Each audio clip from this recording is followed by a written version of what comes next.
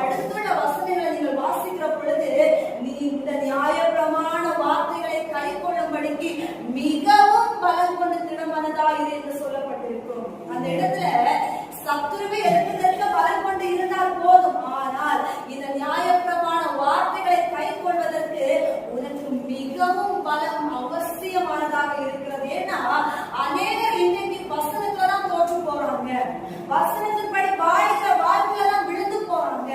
ஜப வாழ்க்கை இருக்கிறது, ஆராதிக்கிற அனுபவம் இருக்கிறது, ஆனால் வசனத்தை கை கொண்டு அதன்படி கீழ்ப்படுகிற வாழ்க்கை ஜீரோவா இருக்கிறாங்க அநேக கிறிஸ்தவர்கள்.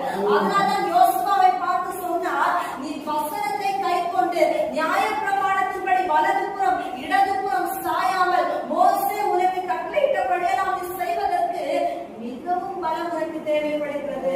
அல்லது நீ வேரூன்றி நிற்க, பின்மாறி போகாமல் இருக்க, ஏதாவது ஒரு வசனத்தை நீ கீழ்ப்படியாமல் போகாமல் இருக்க உனக்கு மிகுந்த பலம் தேவை. ஏனென்றால் வசனத்தை வைத்தால் பிசாசு நமக்கு எதிராக யுத்தம் செய்வார். இயேசு கிறிஸ்துவை விழ வைப்பதற்கு சத்துரு வசனத்தை தான் ஆயுதமாக எடுத்துக்கொண்டு வந்து நின்றார்.